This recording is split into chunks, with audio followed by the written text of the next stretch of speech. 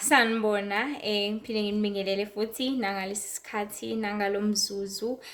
Kuhlezi nje kuyisimanga ukuthi sihlezi sihlangana ngamazwi kaNkulunkulu, hlezi kumnandi kusukela ekujuleni kwenhliziyo yami ukuthi ngaso sonke isikhathi amazwi kaNkulunkulu asabalale afinyelele kuthina sonke khona ezosisiza, asiphulukise, asiqondise ebese esenza sibuyisane noJehova umdali wezulu nomhlaba ngokuba imiyalezo yakhe uNkulunkulu akayifikisela mahhala, imiyalezo yakhe akayifikisela ukuthi sidlale sixhaphazisane ngayo kodwa uyifikisela ukuthi siyazi siqonde yena ebese siyakwazi ukuthi sizisize siziphulukise. Remember ukuthi uJehova umenzi wezulu nomhlaba njengoba ehlala ekhaya ezulwini ufana ne-CCTV ekwazi ukubona yonke into ekhona lapha emhlabeni, ikwazi ukubona wonke umuntu lapha emhlabeni, ikwazi ukubona izolo lomuntu lapha emhlabeni, ikwazi ukubona inamhlanje lomuntu lapha emhlabeni, ikwazi phinde ukubona ikusasa lomuntu lapha emhlabeni. So fana nawe mawuzokwazi ukubona ikusasa lomntwana wakho ubone ukuthi ngeke lo njengoba ebehave kanjena ngeke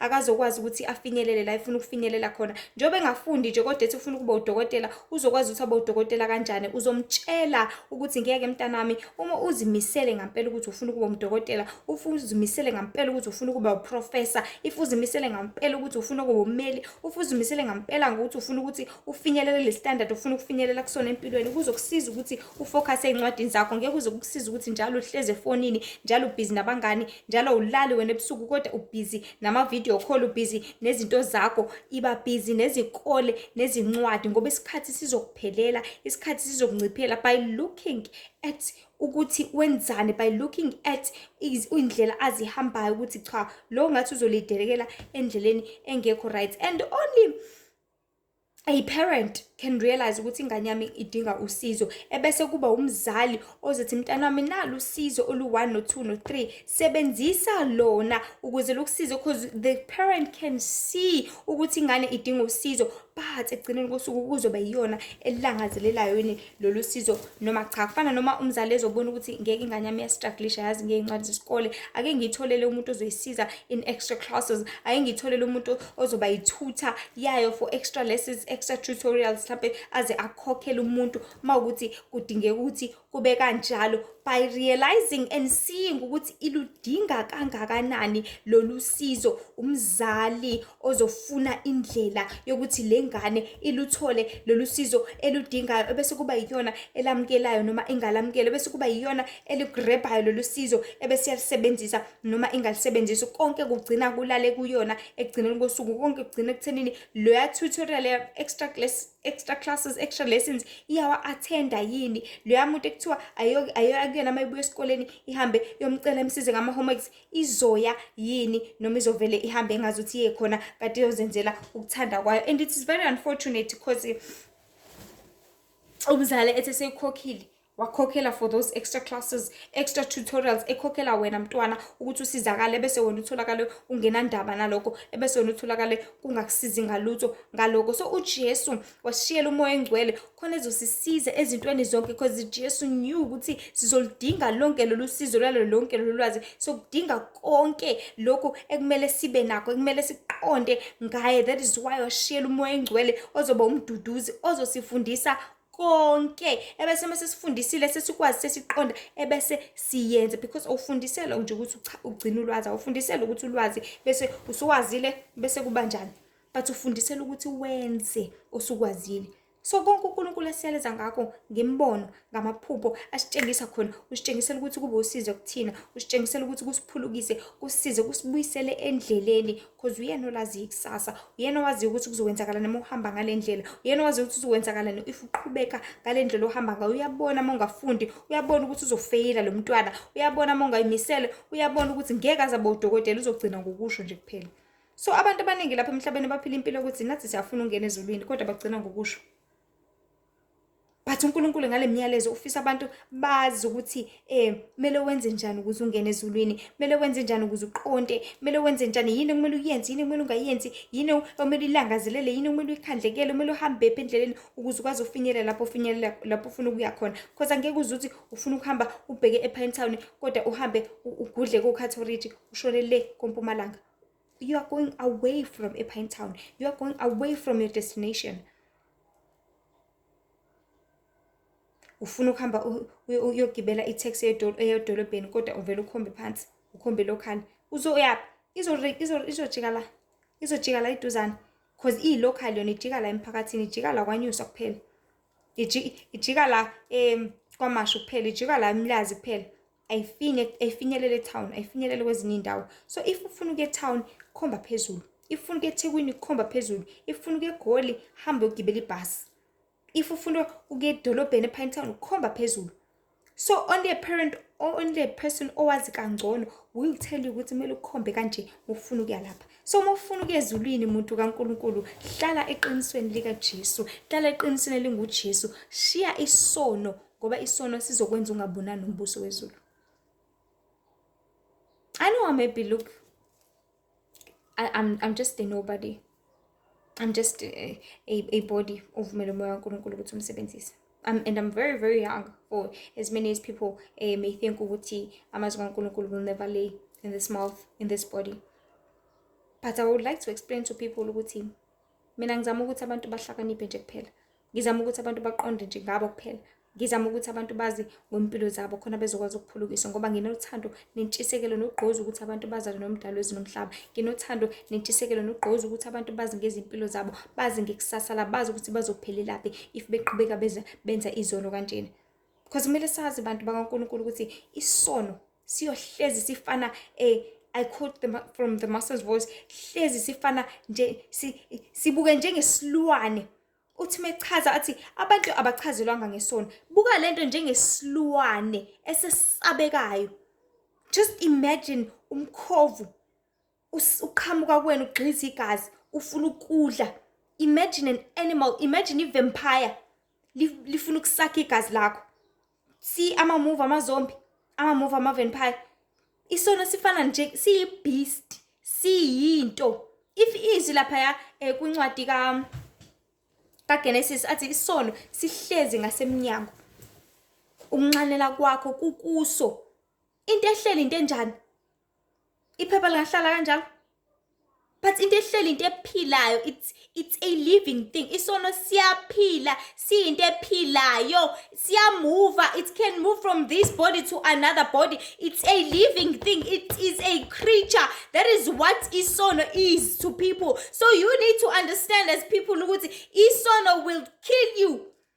Mela abantu baqonde ukuthi isono siyisilwane kangakanani. Isono it's like utikolosho kangakanani. Isono it's like inyoka kangakanani ezothi masikurolile ebese iyakupressa, ikusaphase, ikusakhe wonke umoya, ikusakhe kuphula amathambo ufe. You need to underline and know for a fact ukuthi isono sikanjalo. You need to underline and know people abantu abachazelwanga ngesono. I can see and realize that. But today I want to make it clear to each and everyone ukuthi isono sizokubulala. It will get you killed. It will get you to hell. Leso sono sokuphuza it will get you to hell. Leso sono sokubhema sizokuyisa esihogweni. Leso sono semfeba sizokuyisa esihogweni. Ukudaka, ukuxokozela. Genesis Galatians 5. Read all those things. Zonke lezo zono mose sibambile wena leso soda kunesilwane esihlela ngaphakathi kuwena esilibele sigxapha esizokuyisa esihogweni ngelinye ilanga. So bantu bakaNkulunkulu azini ukuthi isono asiyona into esibuka ukuthi isono Nkosi yami asinamandla. Silwane, it's a creature that is ready to kill, that is ready to destroy. It is a animal, a creature esabekayo. That is why uNkulunkulu efisa ukuthi siyazi le ndaba, siwazi lamagama ukuthi abantu abachazelwanga ngesono yazi, abachazelwanga ngobungozi baso yazi. Siyingozi isono. Sizokubulala isono. And sizokubulala ukufa kokufa nokufa. So siyeke kusamanje, siyeke sayekeke. So I'm just going to be discussing just 2 dreams and then I'll just close this video. Number 1, ngomhla ka-8 May, the topic ithi end times abantu bafuna ngenkani ukungcola. Ngomhla ka-8 May I had a dream lapho khona there's this lady, she was busy reading iBhayibheli. So uma lifunda iBhayibheli ufunda izwi engilaziyo, ne? Alifunde and I was like no ufunde wrong ngeke alisho kanjalo. The minute ngithi ngifuna ukuthi ngimcorrect ukuthi alisho kanjalo wavela athi hayibo phela mina sengifundile likanje futhi mina ngizokwenza ngalendlela. So engqondweni yakhe yena ufuna ukuthi lokho akufundile akubambe ngendlela yakhe, because people bayalenza abantu iphutha kakhulu. Umuntu ethi elifundile ivesi ebese interpreta ngendlela yakhe. Kufana nale lizwi leli lithi owesifazana akagqoke owesilisa akagqoke owesifazana. Athi umuntu hayibo okwesilisa shuthi neskipa somuntu wesilisa angisigqoke. No, uNkulunkulu ubeka clear, it's very clear in that verse. Because there's one thing that separates umuntu wesifazana nowesilisa. We all know, which is pants. And ama-Satanists ayi-confirm le ndaba ukuthi siyawasebenzisa amabhuluka, because abantu besifazane bayitshela ukuthi hayi amabhuluka awanankinga, ligqoke-ke likuthimthaqazi likubambe, uvele izinqa, uvele zonke izinto, uvele wonke amaqhezu. Bakusebenzisa konke lokho. So abantu they want to interpret izwi kaNkulunkulu wrongfully. Enye into i-underline kakhulu, especially at church, bake bathi rather read the whole chapter. If you do not understand that verse, read the whole chapter and understand the concepts and the deep understanding yalesa story ne-content, ukuthi kwakwenzakalani ngo-Israel ngalesa sikhathi, kwakwenzakalani ngoJuda, kwakwenzakalani kuze kufinyelele kuleli verse, so that you will understand ukuthi kukhulunywa ngani. So engizama ukusho ukuthi ngicela isono nisibuke njengesilwane thizeni, because siyalimaza. The reason why uNkulunkulu azathi kuyisono, especially let me just make an example nje ngokufeba, kuyisono ingoba uyazi ukuthi egcineni kosuku kuzokulethela izifo. Ulela nomuntu namhlanje, ulela nalo uzoba nani nama-STIs angithi, uzoba nani abantu abesilisa abamilani cauliflower. I don't know if nabantu besilazane iyabamila leyo nto leyo, cauliflower. Yes, I think iyabamila nabo. And you will not be guaranteed and for sure ukuthi the contraceptives oyisebenzisayo ngaleso sikhathi izokusebenzela, that condom cha, izoqhuma ibeste, uyithole nawe leyo virus, uthole nawe leyo HIV, uthole nawe leyo AIDS.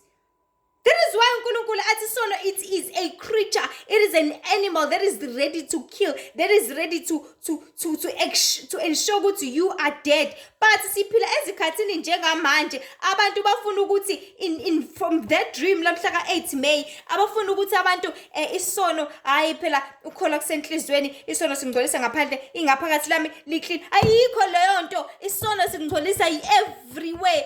Mongcole ngaphandle automatically nangaphakathi ungcolile. If uphuzile ngaphandle, ingaphakathi lakho alikwazi ukubehave ngendlela efanelekile, because mase usuphuzile namhlanje angeke uzukwazi ukuphuma uhambe edolobheni, angeke uzukwazi. Kodwa into ezoyenza njani, uzolala lapha emgaqweni udindibale, ube islim, ube sibotho, bakutshotshele zonke izinto zakho. So it's like an animal esikuluthile esifuna ukukubulala, and silibele sikubulala sikuncuza kancane kancane. By doing that sin, you are making sure ukuthi leso silwane leso siyakubulala nangempela.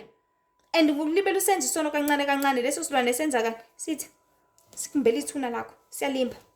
Silibele sisebenzise ifosholo ngokuvuma kwakho. Angithi ulibele ukuthi hayi leli verse alisho njalo, hayibo ngeke asikho, ayikho lonto ongcolisa umuntu okuphumayo ongenayo kumgcolisa umuntu.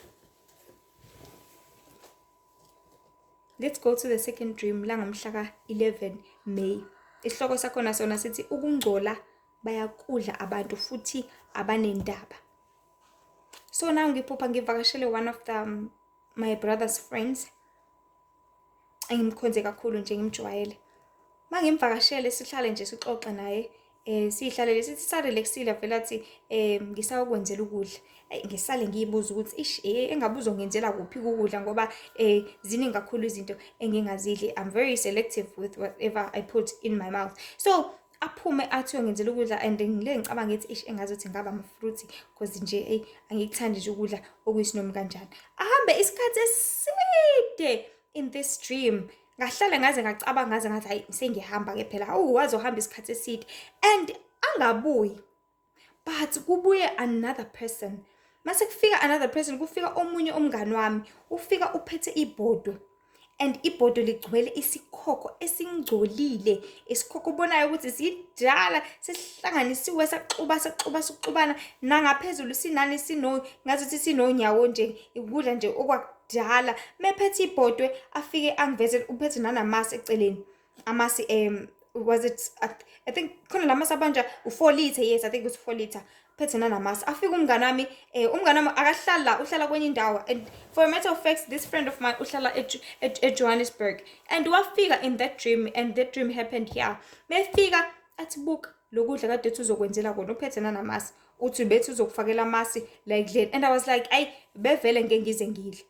And I woke up instantly and umyalezo wafika wathi ukungcola bayakudla abantu futhi abanendaba. So in his mind ucabanga ukuthi yena konke ukudla akudlayo okungcolile he's going to make the same food for me ukuze nami ngikudle lokho kudla okungcolile. And waze washawana namahloni wangabe sakuza wangabe sabuya ezothi ayike nakho ukudla because wakubona ukuthi ngcolile kodwa wayezoqhubeka kwenze. And I was shown by that person coming ezongitshengisa ukuthi buka ukudla athi sizokwenzela kona, buka ukudla athi uyakwenzela kona, ukudla okunjani okungcole kanjani, because yena uphila ngakho vele, yena udla kona vele. So people, let us understand ukuthi in this dream I'm not trying to portray ukuthi ukudla isikhokho ngqo, ukudla like onyawo ngqo njengabo kwavela ephushweni noma kusibonakalisa ukuthi ikona ukudla okungcolile. No, I'm not trying to make that and understanding to anyone, but I just might want to make an understanding ukuthi abantu badla ukungcola ngenkani. Not per se that phuthu, no, it's not about uphuthu, but it's about a picture uNkulunkulu azama ukuyiportray ukuthi ukhuluma ngokungcola okunjani, ukhuluma ngokungcola okuyihlobo luni, because people want to eat dirt noma bengasathandi.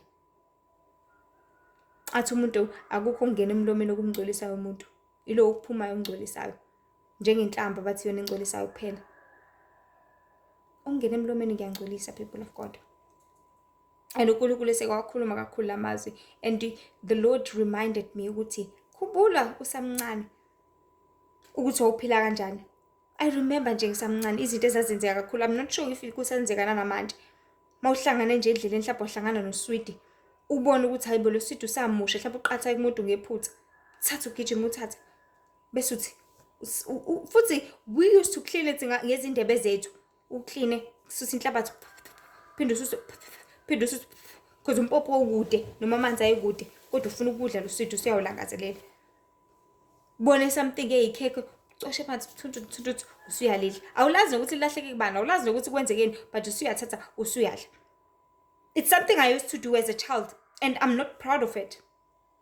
And uNkulunkulu reminded me ukuthi iloko okungcola ke abantu abangcoliswa ngakho, because abantu bangcolisa, let me say, ungcolisa ungakazi, usheshe ungcoliswe isono, ungakaqondi, ungaka-understand. Because at that time I didn't understand ukuthi how wrong it is to eat from the ground, how wrong it is to eat something engayazi.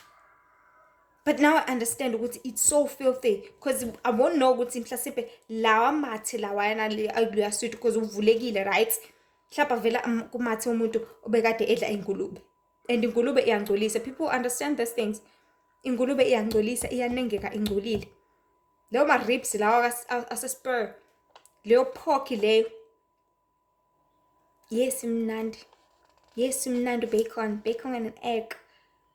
I want bacon pizza with bacon, pizza with ribs, pizza with whatever. Iyangcolisa indebe zakho.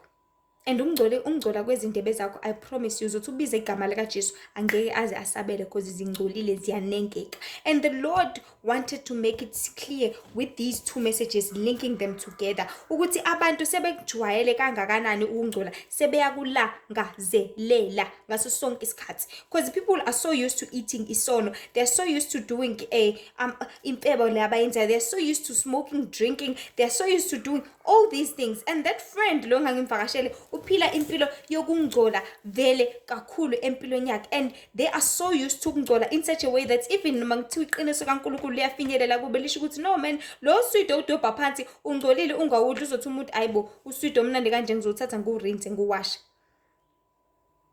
Uzothi wena hayibo kade vele ngaqala ukuphuza, vele ngiyiphuzela nje flying fish inkosi yami, futhi ngiphuza kancane,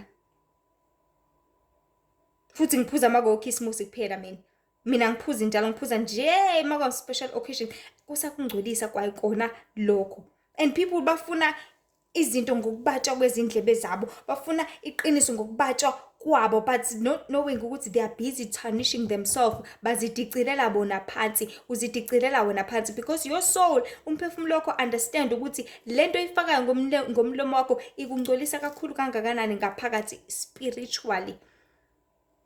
Lokudla inyama enegazi ingahlanjululwe iyakungcolisa spiritually. Yes, uLeviticus uyayichaza lapha, Leviticus 11, ukuthi nazi izilwane ningazidla nezilwane engamele nizidle, futhi inyama iyahlanjulula before you come and eat it. But because people are so used to eating things, you are so used to eating KFC, you are so used to eating honchos, you are so used to eating all these things, usufuna ukuzidla noma zinjalo, knowing and understanding ukuthi zizongcolisa ekugcineni. So lamaphupho in these dreams, abantu abasalifuna iqiniso ngenkani, abantu bafuna ukuhlala engcoleni ngenkani, abantu bafuna ukuhlala kunengekeni ngenkani. But people, you must know and understand ukuthi njengoba uthanda ukuhlala kuloko kungcola lokho ngenkani, uzothi mawuse ufa angeke uzobonane noNkulunkulu. So what I was saying by the start of this video ukuthi mele sazi ukuthi uNkulunkulu ubona ikusasa lakho, afuna ukusheshe akusize ngenamhlanje lakho, but kuba kwena ukuthi uyafuna yini ukusizakala. If I'm going to come and tell you today ngithi siyakungcolisa isono leso senzayo, yabona kokuphuza okuphuzayo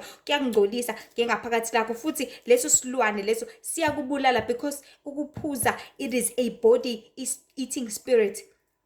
Alcohol, it is a body eating spirit. If this thing, it is eating, underline eating, the spirit is yal, yini edlayo, into ephilayo, into efuna ukukhula.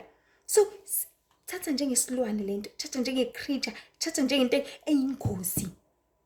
Because iyingozi lento, masuphuzile usuhamba emgaqweni usushayiswa imoto, awusanakile, awusekho sober.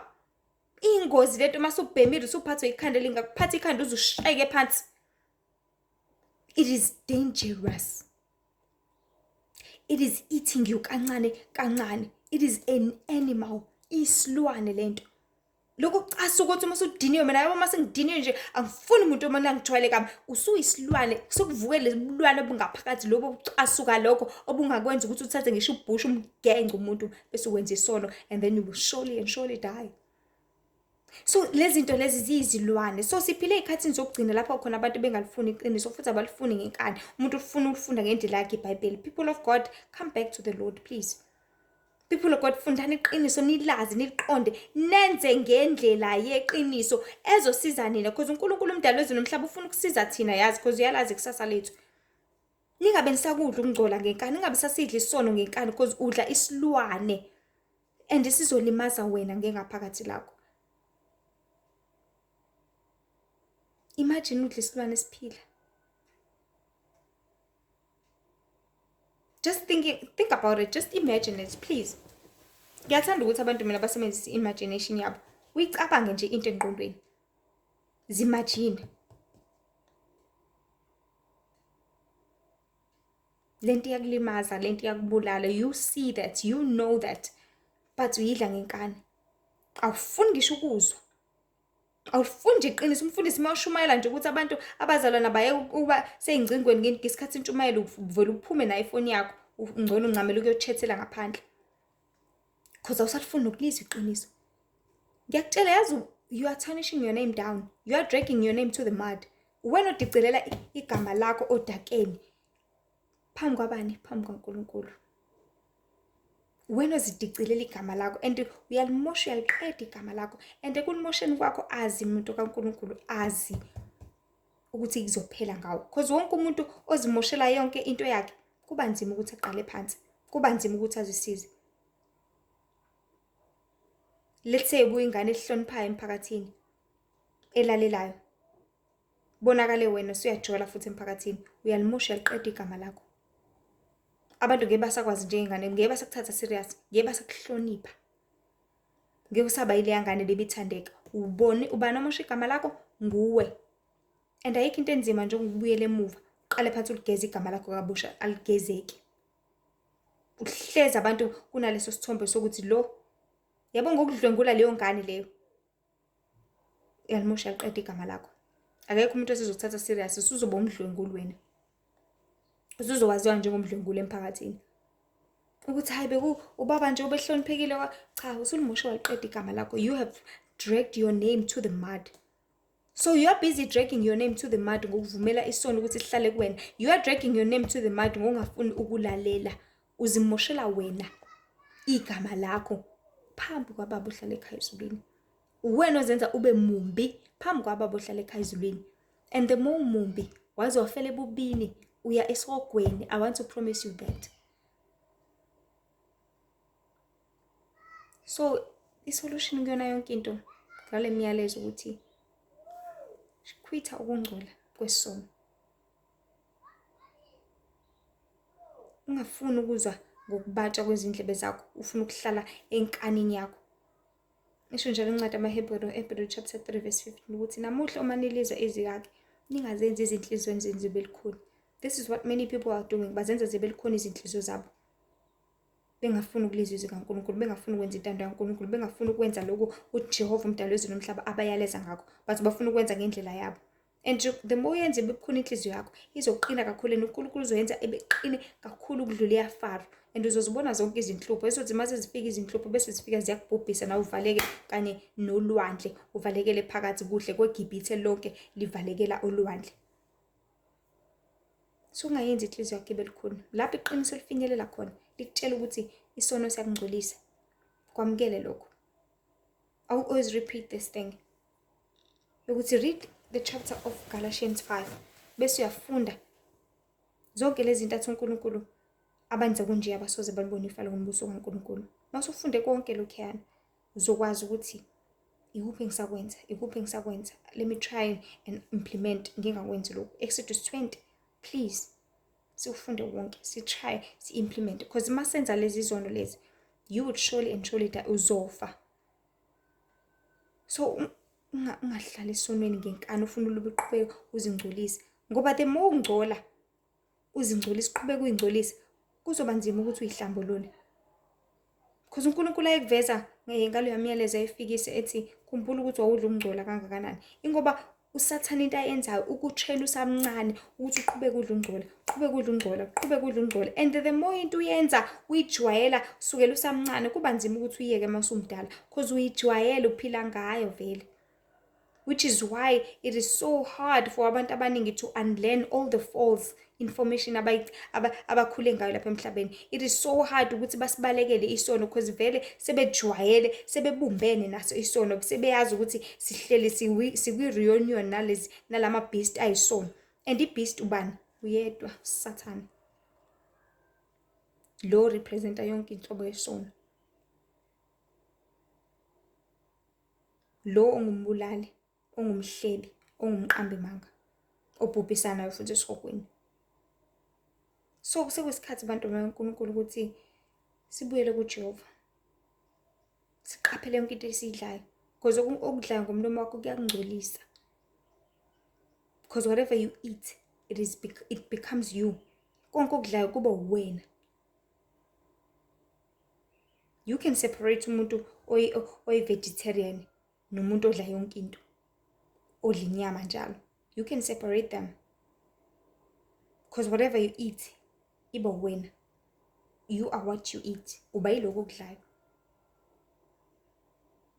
If umuntu odla izithelo nama-fruits uzobonakala ngokuthi udla lokho. If umuntu odla yonke into ethi mina ngithatha kwasani, uzobonakala futhi ukuthi lo udla noma yini. Bonakala ngezenzo zakho, bonakala ngokukhuluma kwakho, bonakala ngokuhamba kwakho emhlabeni. Not just ukuhamba phambi kwabantu ke, ukuhamba phambi kwaNkulunkulu. Singabi futhi njengalo yasisi ofunda izwi elifunda ngokuthanda kwakhe. Because ufuna ngokwakhe yena. Ufuna ngokubatsha kwezindlebe zakhe. Akusizi ngalutho lokho, because awusizakali ngalutho. Let's say nangumzali wakho ozokuyala ethi mntanami funda, wena uzothi ngeke ngize ngimlalele mengitshela indaba yokufunda, ngcono ngizomlalela masixoxa nje indaba zethu kuphela. Awuzosizakala ekuphaseni because awufuna ukumlalela ngithi. Nowathi nje kufunda uzothi ma hayi ngicela ungeka. Awusizakali ngalutho. Nowathi nje umzali wakho uhlala phansi uyakuyala uzothi awu nakho ke kwasuka lokho. Futhi ayikho enye into singaxoxa ngayo la ekhaya, njalo nje kukhulunywa ngami, njalo kukhulunywa ngamaphutha ami, njalo kukhulunywa kusizwa wena. Njengoba uhlaliswa phansi kusizwa wena, because truth is the only confrontation. Truth is God. Only God who is love ozokutshela iqiniso elidinga umphefumulo wakho, elidinga uwe khona uzokwazi ukuphulukisa usindise egcineni. But if ungezolifuna iqiniso libalekela, if iBhayibheli uzothatha ulithi mba, ngeke uzwazi. If izenzo zakho uzoqhubeka nazo ngenkani zinjalo, wena ozofa, wena ozosafarisha, wena ozoba senkingeni, wena ozovuna ama-fruit ezithelo zakho. But ngoba uJehova umdali wezulu nomhlaba akafuna abantu bazisole. Njengoba usaphila uNkulunkulu usakunikezile ithuba elikhulu kakhulu lapha emhlabeni. Kusanethemba elikhulu ngawe. Ngoba lihle ithemba kwabakholwayo, kwabasaphila ngoba basazofumana umbuso wezulu, basazombona uJehova. Lihle kakhulu ithemba kwabanjalo. Ngoba sangayenza intando kaBaba ohleli ekhaya ezulwini. Basangaziphulukisa, basangazisiza. Njengoba-ke ngabeka nje ukuthi abangasekho lapha emhlabeni ayikho into abangayenza njengamanje. Yes, babefisa ukuthi ngo-2024 funa nje ukuthi ngibe sengisavile u-3,000 ebhenki. But abasekho emhlabeni. Amabhenki abasesele kanjalo no zero balance. But wena osakhona emhlabeni zadlula iy'khukhula wakuphila. Zadlula o-COVID wakuphila. uNkulunkulu usanethemba ngawe futhi uzama ukukusiza ngalamaqiniso lawo. Zisize uziphulukise. Ungabi ngonenkani, ungabi ngontamo olukhulu ngoba kusizwa wena. Ungabi ngodla okungcolile ngenkani. Esona ufuna ukusidla ngenkani because uphila ngaso usuze wajwayela. Sizokubulala. Take it as isilwane so that people can understand. It's so nice. Take it as isilwane, as an animal that is going to kill you.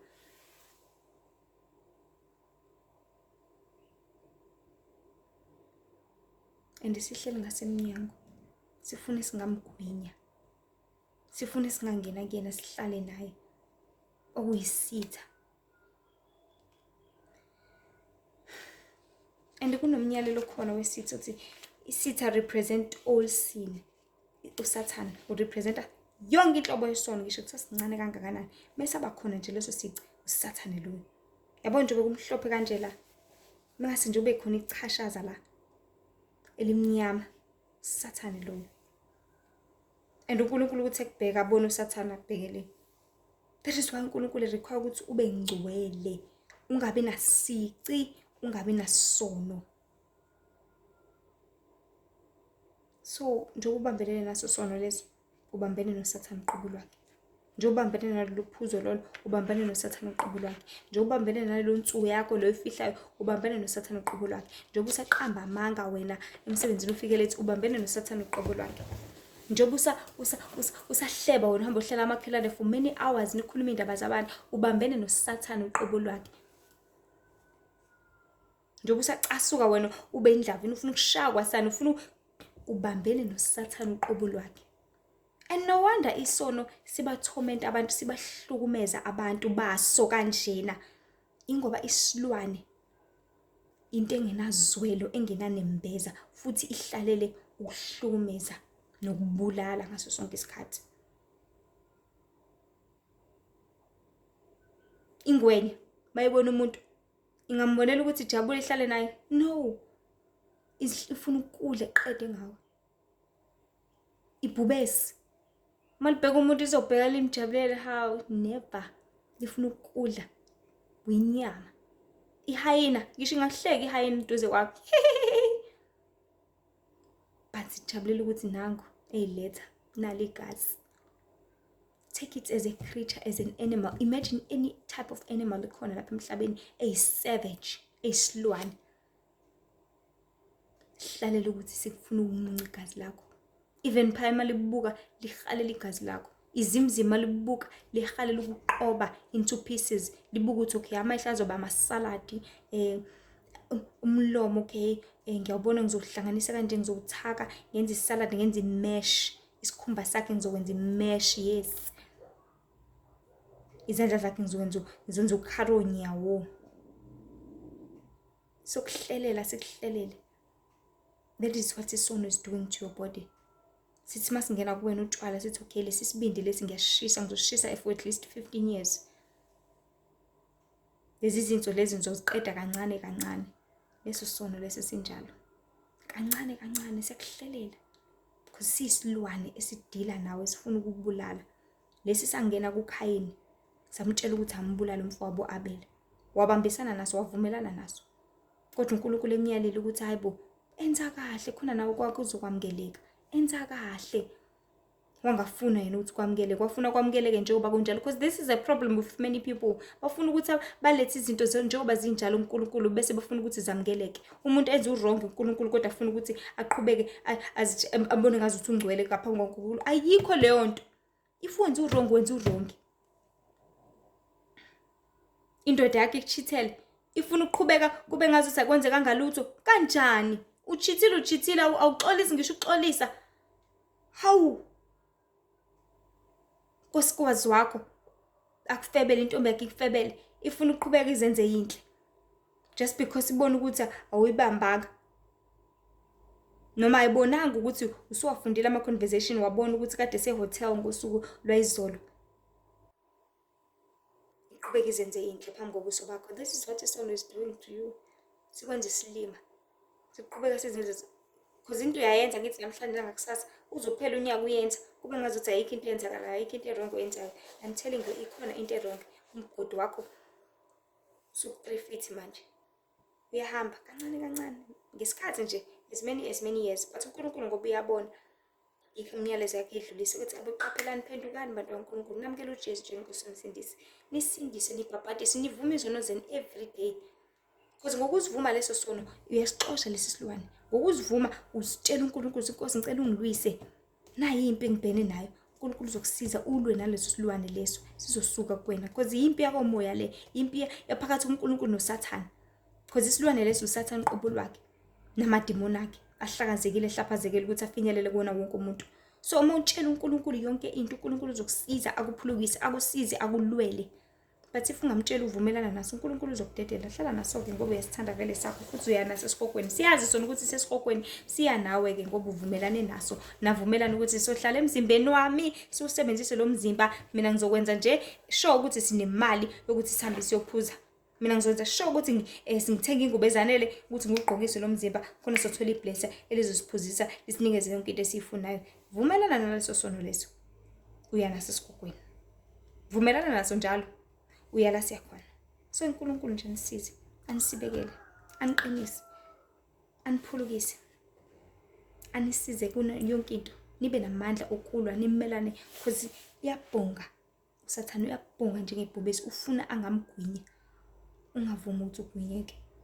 Ngoba kumsebenzi wakho ukuthi uqaphele, kumsebenzi wakho ukuthi usibalekele isono, kumsebenzi wakho ukuthi uzivume, kumsebenzi wakho ukuthi uzisize empilweni yakho. Ngoba konke wena uyobhekana nakho. Njengoba uphile lapha emhlabeni uyazitshalela wena uyovuna kusasa. Nkosi nje benani inisize. Ngakhohle ukuthi uNkulunkulu uyasizonda isono, uNkulunkulu uyabuthanda ubungcwele. Jehova uNkulunkulu odala izulu nomhlaba. Khona eminye imiyalezo na ku TikTok, Instagram and Facebook. Ngicela nje amazwi kaNkulunkulu adlulise ni like ni subscribe so that nabantu abaningi bezoyithola le myalezo, so that nabantu abaningi bezophulukisa bezosizakala ngoba abantu bamdinga uNkulunkulu, balidinga iqiniso. I don't need to be famous. I actually hate it to be quite honest with you. I hate waziwa nani, but angifuni kwaziwe mina. Ngifuna kwaziwe uNkulunkulu, kwaziwe izwi lakhe, kwaziwe imiyalezo yakhe, kwaziwe iqiniso lakhe. So uNkulunkulu nje abe nani, anibusise nonke enilikeayo, anibusise nonke enisherayo, nonke enisubscribe, anibusise njalo ngokulalela, ngokuviewa nje kukodwa, anisize ukona konke, anisibekele, aniphulukise kukona konke. Inkosi edala izulu nomhlaba ibe nani kukona konke. Ulihle ithemba lona isale kahle.